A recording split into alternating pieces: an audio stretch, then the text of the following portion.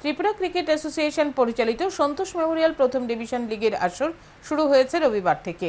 8টি দল এতে অংশ নিয়েছে। প্রতিযোগিতার প্রথম দিনে 3টি মাঠে 3টি ম্যাচ হয়। এমবিবি স্টেডিয়ামে মুখোমুখি হয় ইউবিএসটি ও কসমোপলিটন। ম্যাচে কসমোপলিটন 5 উইকেটে ইউবিএসটিকে পরাজিত করে জয় দিয়ে লিগ শুরু করে। ম্যাচে প্রথমে ব্যাট করে ইউবিএসটি 146 রান করে। পাল্টা ব্যাট করতে নেমে ইউবিএসটির দেওয়া 147 রানের জয়ের লক্ষ্যকে তাড়া করতে নেমে কসমোপলিটন 30 ওভার 2 বলে 5 উইকেট হারিয়ে প্রয়োজনীয় রান তুলে নেয়। এমবিবি মাঠে উপস্থিত ছিলেন ক্রিকেট অ্যাসোসিয়েশনের সচিব। এদিকে দিনের অন্য ম্যাচে নরসিংগড় টিআইটি মাঠে মৌচাক ক্লাবকে 162 রানের বড় ব্যবধানে পরাজিত করে হারভে।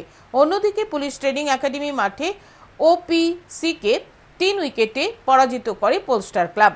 এদিন সচিব জানান, রাজ্যের বিভিন্ন জায়গায় চলছে বিভিন্ন ক্রিকেট প্রতিযোগিতা। মহকুমা স্তরে চলছে ক্লাব লিগ। তিনি জানান 10 মে শুরু হবে স্কুল মিট।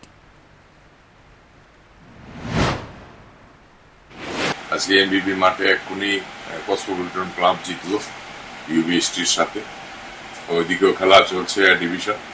3টে মাঠেই খেলা হচ্ছে আজকে। এটা চলবে, তারপরে সুপার 4 হবে।